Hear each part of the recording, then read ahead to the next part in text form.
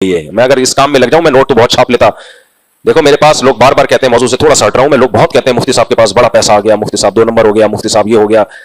کبھی آپ خوشبو لگا کے ہمارے پاس بیٹھو, میرے پاس پیسہ کمانے کے ناجائز نہیں جائز طریقے اتنے ہیں کہ میں ارب پتی ہو سکتا تھا, اور وہ سارے طریقے جائز بھی ہیں. میں نے صرف اس لیے اختیار نہیں کیے کہ جائز ہونے کے باوجود نامناسب ہیں, علماء کے وقار کے خلاف ہیں. تو اتنا بڑا ظرف ہم لوگ لے کے ٹوٹا پھوٹا, یعنی ہمارے لحاظ سے تو ٹوٹا پھوٹا ہی ہے, آپ کے لحاظ سے بہت بڑا ظرف ہے, تو ایک دم سے کسی پہ اعتراض نہ کر دیا کرو. مجھے بہت مواقع ملے ہیں پیسہ کمانے کے, کروڑوں روپے کمانے کے. میں کسی کمپنی کو نام دے دوں نا اپنا, میرا نام یوز کرو اور میرا شیئر دے دو, میں اس پہ بھی کما سکتا ہوں. مجھے اپنے نام کا منجن بیچنا بھی اچھا نہیں لگتا کہ میں اس کو پیسوں میں بولو یوز کروں. میری اپنی کمپنی بھی ہے, میں اپنے نام سے بنا سکتا تھا, ایک دم ہٹ ہو جاتی. میں نے کہا نہیں, میرے نام سے کوئی میرا کاروبار بولو نہیں ہوگا, کیونکہ میں نے یہ نام کمایا دین کی دعوت اور تبلیغ کے ذریعے, لوگوں کو دین کی باتیں سکھا کے. اب میں اس نام پہ بزنس شروع کر دوں جائز ہے, لیکن مجھے تھوڑا سا غیرت کے خلاف لگتا ہے یار. میں کیوں, یا تو پہلے سے نام ہی بزنس سے اونچا گیا ہوتا ہے نا, جیسے لوگوں کا تو بزنس کے نام اونچا جاتا ہے. نام اونچا گیا, نماز روزے کی ترغیب دے کے جب ہم نے دیکھ لیا کہ اب نام دنیا میں پھیل گیا, اب اس نام کے ہم شہد بیچنا شروع کر دیں, اس نام کے دیسی گھی, اس نام کے جو ہے وہ بکری کا دودھ صحیح ہے, اور یا اس نام کے جو بھی پروڈکٹ خوشبوئیں بیچنا شروع کر دوں, تو اس طریقے سے بھی میں کما سکتا ہوں. اور کتنی آفریں آئی ہیں. اور شادیوں کی جہاں بات آتی ہے, لوگ فوراً مردانہ قوت کی طرف ذہن جاتا ہے کہ نہیں آتا. پاکستان میں آپ کو زیرو سے کروڑ پتی بنانے والا جو بزنس ہے وہ مردانہ قوت کی دوائیں ہیں. میں اس سے بھی بہت پیسہ کما سکتا تھا, کیونکہ جب بھی کوئی مجھ سے شادی کا مشورہ لینے کے لیے آتا ہے نا دوسری, تو مجھ سے سائٹ پہ لے جا کے پوچھتا ہے کہ کھانا کیا ہے. اگر میں کہتا میرے پاس ایک معجون ہے, حکیم سے, میرے حکیموں سے بھی تعلقات ہیں, سلام دعا ہے, مجھے یہ بھی پتا ہوتا ہے 2 نمبر کون سا, 1 نمبر کون سا, یہ اچھی دوا بناتا ہے, یہ غلط دوا بناتا ہے.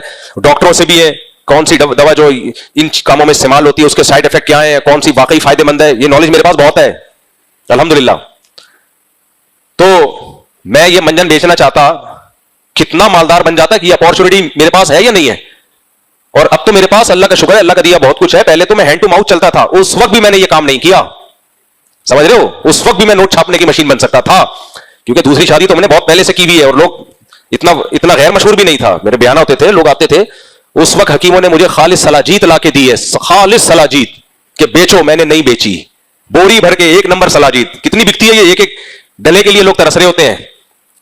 لوگوں نے آئے کہ بھائی یہ آپ بیچو, آپ کروڑ پتی بن جاؤ گے. میں نے کہا بھائی میری کیا حیثیت رہے گی, مفتی صاحب کا بزنس کیا ہے, سلاجیت بیچتے ہیں. نہیں یار, میں نے کہا ہم خاندانی لوگ ہیں الحمدللہ, ہمارے والد صاحب خاندانی تھے, باپ خاندانی تھا, ہمارا دادا خاندانی تھا, ہماری ماں خاندانی تھی, ہم مردانہ قوت کی. حالانکہ سلاجیت صرف اس لیے نہیں بکتی, اور بھی چیز کام ہے اس کے, لیکن لیبل اس پہ کیا لگا ہوا ہے, لیبل یہ لگا ہوا ہے نا. اور میں شادیاں بھی کر رہا ہوں تو لوگ کہیں گے اچھا یہی کام ہے ان کا. میں نے کہا یہ نہیں بیچے گا بھائی ہم.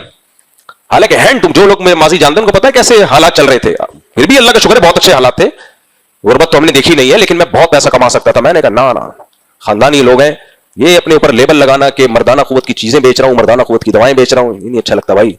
تو کچھ چیزیں جائز, مردانہ قوت کی کوئی دوائیں اگر حکیم یا ڈاکٹر بیچتا ہے تو حرام ہے حلال ہے, بولو نا, حلال ہے, بالکل جائز ہے, کیونکہ یہ بیماری بھی لوگوں میں ہے نا. اگر وہ دوائیں نہیں بکیں گی تو نقصان ہوگا, گھر میں طلاقیں ہو جاتی ہیں. لیکن ہم نے کہا یہ کام ہم نہیں کرے گا, سمجھتے ہو, فری میں بانٹ دی. یا پورا بورا ایک حکیم کو بہت سستے داموں میں نے پکڑا دیا, میں نے کہا جان چھڑانے کے لیے, حالانکہ چیک کروائی تھی, اور ابھی بھی کر سکتا ہوں یہ کام. ہمارے شاگرد گلگت میں, بلتستان اور ہر جگہ ہماری جو پہنچ ہے وہ بہت ساری جگہوں پر ہے جہاں آپ کی پہنچ نہیں ہے, لیکن میں نہیں کرتا یہ کام. کیوں نہیں کرتا؟ اور طلبہ سے بھی میں کہتا ہوں, دینی مدارس کے جو میرے شاگرد ہیں, کہتا ہوں دیکھو جب تم دین کا علم حاصل کر رہے ہو, وقار کے ساتھ دولت آ جائے ٹھیک ہے, اپنے وقار پہ کبھی سمجھوتا مت کرنا. دین کا علم ایک بہت عظیم چیز ہے, ایسا نہ کوئی انگلی اٹھائے بولے یہ کیا, یہ سلادیت بیچتا ہے, یہ معجون بیچتا ہے, یہ فلانا بیچتا ہے. جائز وہ بھی ہے. تو یہ جو لوگ اعتراض کر رہے تھے نا, اتنی دولت اور یہ مفت, ہم بہت کما سکتے تھے, اب بھی کما سکتے ہیں. ہم نے کمپنی, اپنے آپ کو, کسی کو پتا ہماری کمپنی کا نام کیا ہے؟ کسی کو نہیں پتا, تبھی تو چل نہیں رہی, چل رہی ہے لیکن ہلکی چل رہی ہے. تو وقار عزت کے ساتھ, تو اور پھر وقار کا بھی ہر ایک کا معیار دوسرے سے الگ ہے. ہمارا ایک شاگرد تھا, ایک دن میں نے کہا یار تم کیا کرتے کیا ہو, دین کا علم حاصل کر رہے ہو, کرتے کیا ہو؟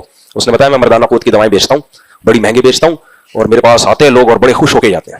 اس کو میں نے اتنی سنائی, میں نے کہا یا تو دین کا علم چھوڑ دو, یہی کام کرو, یہ کام کرو, پھر کلینک کھول کے بیٹھ جاؤ, یا پھر دین کا علم حاصل کرنا ہے بزنس کرو, لیکن یہ بزنس علماء پہ سوٹ بولو نہیں کرتا. خیر, ہم اصل ٹاپک کی طرف آتے ہیں.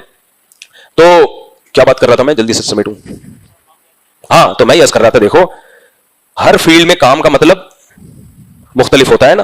تو اب آپ کی نظر میں ایک ہندو ڈاکٹر ہے, اس کی قدر یقیناً آپ کے دل میں ہوگی کیونکہ وہ آپ کے کام کا ہے, لیکن اللہ کی نظر میں کام کے آدمی کا مطلب کچھ اور ہوتا ہے. اللہ کی نظر میں جب اللہ کہتے ہیں کہ یہ میرے کام کا آدمی ہے تو پھر وہ مطلب کچھ اور ہوتا ہے. اللہ کی نظر میں کام کا آدمی وہ ہوتا ہے جس کا علم صحیح ہو, کیونکہ عمل کی بنیاد علم پر ہے. آپ کے پاس علم ہی صحیح نہیں ہوگا تو آگے عمل صحیح ہو سکتا ہے؟ اگر کسی کے پاس علم یہ ہے کہ فجر میں 3 رکعتیں فرض ہیں, اس کا مسئلہ یہ معلوم ہے, غلط مسئلہ ہے اس کے 3 رکعتیں فرض ہیں, تو اس کا عمل صحیح ہوگا یا غلط ہوگا؟ 100% غلط ہوگا. اس کی نماز واجب الادا ہوگی, ساری زندگی غلط نمازیں پڑھتا رہے گا وہ. اگر کسی کے پاس یہ علم ہو کہ اللہ کو خوش کرنے کے لیے پتھروں کے بنے ہوئے بتوں کے سامنے بھی جھکا جا سکتا ہے, یا علی مدد بھی کہا جا سکتا ہے, یا غوث آدم مدد بھی, جیسے کہ جاہی پیروں نے یہ چیزیں سکھا دی ہیں, پیروں سے مانگنا اور نبی سے دعائیں مانگنا, یا رسول اللہ انظر حالنا واسمع قالنا, یہ دعائیں چل رہی ہیں نا مسجدوں میں, اے اللہ کے رسول آپ ہماری حالت پہ رحم کھائیے, آپ ہماری حالت, یہ تو شرک خال, آپ یہاں سے بیٹھ کے نبی کو پکار رہے ہیں. جب علم ہی غلط ہے تو آگے عمل اس علم کی بیس پہ جو ہو رہا ہے وہ کبھی صحیح ہو سکتا ہے؟ نہیں ہو سکتا. تو اس لیے اللہ کی نظر میں قدر کے لیے ضروری ہے. بعض لوگ کام کے ہوتے ہیں مگر غلط کام کر رہے ہوتے ہیں. وہ چرسی جو چرس کی اسمگلنگ کر رہا ہے بیکار ہے یا کام کا ہے تو بڑا کام کا, یہ آسان بزنس ہے. یہ آپ دیکھو پولیس کی گاڑیاں پیچھے بھاگتی رہتی ہے, امریکہ میں بہت ہے یہ ہیروئن چرس پرسن, تو پولیس کی ہر وقت پولیس مقابلے میں رہتے ہیں یہ لوگ. اب یہ پتہ نہیں ہوتا پولیس اس کو تحفظ دے رہی ہے یا واقعی سچی مچی پکڑنے کی کوشش کر رہی ہے. بعض پولیس پیچھے پیچھے بولتے چلتا رہتے, کوئی مسئلہ نہیں ہے, ٹھیک ہے نا. ہر جگہ 2 نمبری بھی ہوتی ہے, 1 نمبر بھی ہوتے ہیں. تو کس قدر مشکل کاروبار ہے یہ. تو چرسیوں کی نظر میں ایسے اسمگلر کی قدر ہوگی کہ نہیں ہوگی؟ تو ان کی نظر میں تو بڑے کام کے ہیں. لیکن علم کیا ہے؟ غلط علم کی بیس پہ غلط علم ہے, نظریہ غلط ہے.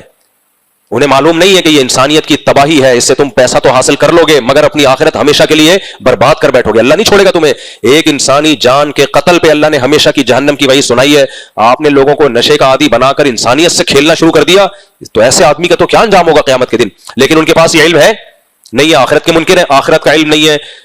تو صحیح علم اور اس علم کی بیس پہ صحیح عمل, صرف یہ 2 چیزیں اپنے اندر پیدا کر لو تو اللہ کی نظر میں ہم کیا بن جائیں گے؟ قدردان. پھر اللہ نہ ہماری شکل دیکھے گا نہ ہماری دولت سے اللہ کو کوئی لینا دینا ہے. اللہ کہتے ہیں تو میری مرضی ہے, کسی کو میں دولت مند بناتا ہوں, کسی کو میں غریب رکھ دیتا ہوں, اپنی اختیار میں نہیں ہوتی ہے سب کچھ. لک, آپ نے انگریزوں میں بھی لفظ سنا ہوگا, لک ہے بھائی, لک.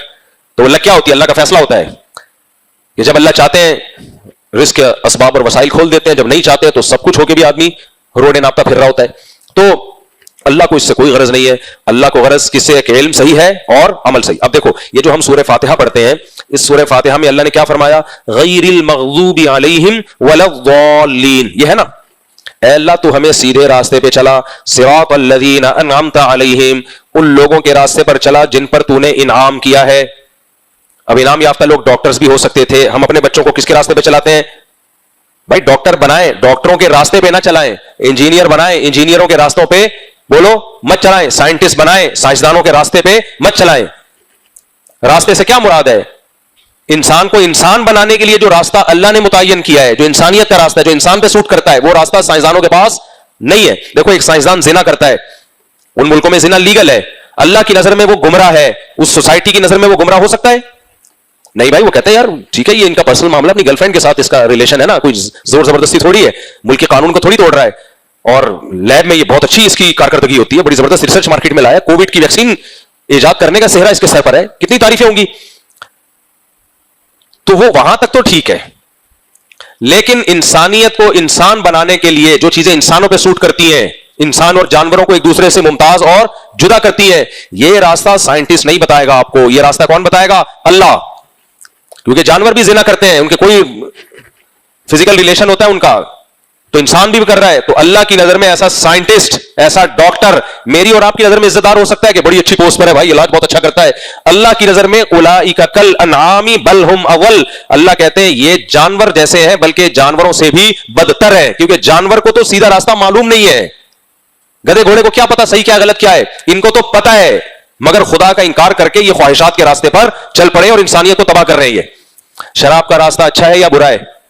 برا ہے. لیکن اگر سیکولر اور لبرل دنیا میں جو شراب پیتے ہیں وہ اگر ریسرچ کا کام اچھا کر رہے ہیں, تحقیق کام اچھا کر رہے ہیں, ٹرسٹ چل رہے ہیں ان کے, انسانیت کی خدمت کر رہے ہیں, انہیں لوگ برا سمجھتے ہیں یا اچھا سمجھتے ہیں؟ اچھا سمجھتے ہیں. کہتے ہیں ان کا پرسنل معاملہ ہے, پیتے ہیں نہیں پیتے ان کی مرضی ہے. لیکن اللہ کی نظر میں یہ اچھا ہے نا. اللہ کہتے ہیں یہ انسانیت پہ سوٹ نہیں کرتی ہے.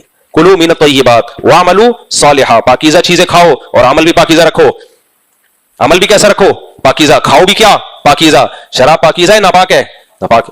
کتے بلی کھانا ایک سائنٹسٹ کتا کھا کے آ رہا ہے باربیکیو میں, اس نے کیا بنایا؟ کتا. اور کسی کتے پہ ظلم بھی نہیں کیا اس نے, بلکہ مرا ہوا کتا کھایا جو بھی تازہ تازہ مرا ہے. وہ تو مر ہی گیا نا, کسی یا تو خود مارا ہوتا تو ہم کہتے ہیں ظلم کیا ایک جانور پہ. کتا اپنی موت مر گیا. جیسے ہی مرا ہے اس نے کیا کیا, گندگی صاف کی, ڈیٹول سے اس کو دھویا اور بریانی بنا کے کھا گیا. اور پھر بڑی زبردست ریسرچ کی اس نے. دنیا کی نظر میں یہ آدمی برا ہے یا اچھا ہے؟ بولو نا, کیا ہو گیا؟ اچھا ہے. غریبوں کی مدد بھی کر رہا ہے اور لوگوں کے ساتھ احسان بھی کر رہا ہے اور سائنسی تحقیقات بھی کر رہا ہے, اور اگلی شٹل آسمان پہ جو بھیجنے کا اسی کا یہی ہے, ناسا کے ساتھ اس کے بہت اچھے تعلقات ہیں وغیرہ وغیرہ. لیکن اس نے اللہ کی نظر میں اس نے کھایا کیا ہے؟ پاک چیز کھائی ہے, ناپاک چیز کھائی ہے؟ اللہ کہتے ہیں تم میں اور کتے بلوں میں کوئی فرق نہیں ہے. کتے کو بھی مرا ہوا کتا ملے, بلکہ کتا بھی نہیں کھاتا, میں نے تو دیکھا ہے. مرا ہوا کتا کھاتا ہے؟ میں نے نہیں دیکھا. کھا بھی لے تو یہ کتا ہے, کچھ بھی کر سکتا ہے نا, وہ تو کتا ہے. تو آپ انسان ہو کے کیا کھا رہے ہو؟ بولو, کتے.